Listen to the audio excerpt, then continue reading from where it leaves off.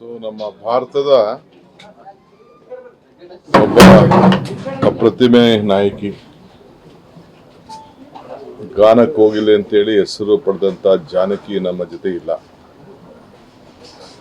50 ವರ್ಷಗಳ ಕಾಲ ನಮ್ಮ ಸಿನಿಮಾ ರಂಗಕ್ಕೆ ಎಲ್ಲ ಭಾಷೆಯಲ್ಲೂ ಕೂಡ ಅವರು ಸೇವೆಯನ್ನು ಮಾಡಿದ್ದಾರೆ.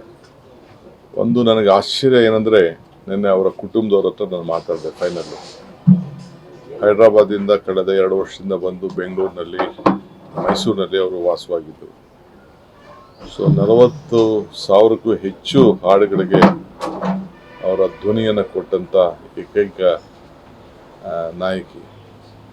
ಆ ಕುಟುಂಬದ ಕೇಳಿದೆ, ನಿಮಗೆ ನಾನು ಚೆನ್ನೈಗೆ ಹೋಗ್ಬೇಕು ಅಂದರೆ ಅಲ್ಲಿ ಕಳಿಸ್ಕೊಡ್ತೇನೆ, ಇಲ್ಲಾಂದ್ರೆ ಹೈದರಾಬಾದ್ಗೆ ಹೋದರೆ ಅಲ್ಲಿ ಕಳಿಸ್ಕೊಟ್ಟು ಏರ್ ಲಿಫ್ಟ್ ಮಾಡ್ಕೊಡ್ತೀನಿ ಅಂತೇಳಿ. ಅವರಿಲ್ಲ, ನಮ್ಮ ಅಜ್ಜಿದು ಕೊನೆ ಆಸೆ ಮೈಸೂರಿನಲ್ಲೇ ಇರಬೇಕು ಅಂತೇಳಿ ಇಲ್ಲಿಗೆ ಬಂದರು ಅವರು ಅಂತೇಳಿ. ಸೊ ನಾನು ಸರ್ಕಾರದ ಗೌರವ ಜೊತೆಲಿ ಇವತ್ತು ಸುಮಾರು ಮಧ್ಯಾಹ್ನದವರೆಗೂ ಕೂಡ ನಮ್ಮ ಅಂತಿಮ ದರ್ಶನಕ್ಕೆ ಅಲ್ಲಿ ಮೈಸೂರಿನಲ್ಲಿ ಅವಕಾಶವನ್ನು ಮಾಡಿಕೊಡ್ತಾ ಇದ್ದೀವಿ. ಅದಾದಮೇಲೆ ಸರ್ಕಾರದ ಗೌರವದೊಂದಿಗೆ ಅವರಿಗೆ ಗೌರವವನ್ನು ಸಲ್ಲಿಸುವಂಥ ಕೆಲಸ ನಮ್ಮ ಡಿಸ್ಟ್ರಿಕ್ಟ್ ಮಿನಿಸ್ಟ್ರು ಇವತ್ತು ಗುಲ್ಬರ್ಗಾಗೆ ಹೋಗಿದ್ರು, ಯತೀಂದ್ರ ಅವರು. ಅವ್ರಿಗೆ ನಾನು ರಿಕ್ವೆಸ್ಟ್ ಮಾಡಿದೆ, ನೀನು ಕ್ಯಾನ್ಸಲ್ ಮಾಡಿ ಗೌರವನ ಸಲ್ಲಿಸುವಂಥ ಕೆಲಸ ಮಾಡಬೇಕು ಅಂತೇಳಿ. ಅವರು ಅಲ್ಲಿ ಭಾಗವಹಿಸ್ತಾ ಇದ್ದಾರೆ. ಸೊ ಇವತ್ತು 4 ಬಾರಿ ಅವರು ರಾಷ್ಟ್ರ ಪ್ರಶಸ್ತಿಯನ್ನು ಪಡೆದದ್ದನ್ನು ಇತಿಹಾಸ ಪುಟಕ್ಕೆ ಸೇರಿದೆ. ಸೊ 33 ಬಾರಿ ವಿವಿಧ ಪ್ರಶಸ್ತಿಗಳನ್ನು ಅನೇಕ ರಾಜ್ಯಗಳು ಇವತ್ತು ಅವರಿಗೆ ನೀಡಿದೆ.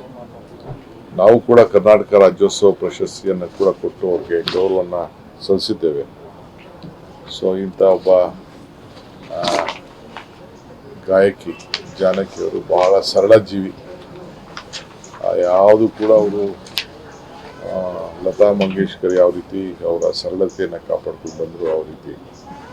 ಸೊ ನಮ್ಮ ಭಾಷೆ ಮೇಲೆ, ನಮ್ಮ ನೆಲದ ಮೇಲೆ, ಮೈಸೂರು ಮೇಲೆ ಅವರು ಕೊನೆಯ ಉಸಿರಿನಲ್ಲಿ ಇಟ್ಟಂಥ ಪ್ರೀತಿ ಇದೆಯಲ್ಲ, ನಮಗೆಲ್ಲರೂ ಕೂಡ ಅತಿ ಹೆಚ್ಚು ಗೌರವನ ತಂದಿದೆ.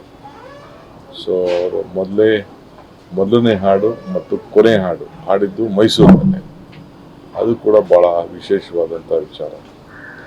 ಸೊ ಅದರಿಂದ ಅವರ ಪ್ರೀತಿಗೆ ಗೌರವ ಕೊಟ್ಟು ನಾನು ನಮ್ಮ ಜಿಲ್ಲಾಡಳಿತಕ್ಕೆ ಏನು ಮಾರ್ಗದರ್ಶನ ಕೊಡಬೇಕು, ಅವ್ರಿಗೆ ಯಾವ ರೀತಿ ಅಂತಿಮ ಗೌರವನ ಸಲ್ಲಿಸಬೇಕು, ಆ ಕೆಲಸವನ್ನು ಮಾಡ್ತೇವೆ. ಮುಂದಿನ ದಿನದಲ್ಲಿ ಆ ಚಿತ್ರರಂಗದವ್ರ ಹತ್ರ ಚರ್ಚೆ ಮಾಡ್ತೇನೆ. ಏನು ಅವ್ರಿಗೆ ಇನ್ಯಾವ ರೀತಿ ಅವರ ಹೆಸರು ಅಜಾಮರವಾಗಿ ನಿಂತ್ಕೊಳ್ಳಿಕ್ಕೆ ಏನು ಮಾಡಲಿಕ್ಕೆ ಸಾಧ್ಯನೋ ಅದ್ರ ಬಗ್ಗೆ ತೀರ್ಮಾನವನ್ನು ಮಾಡ್ತೇನೆ.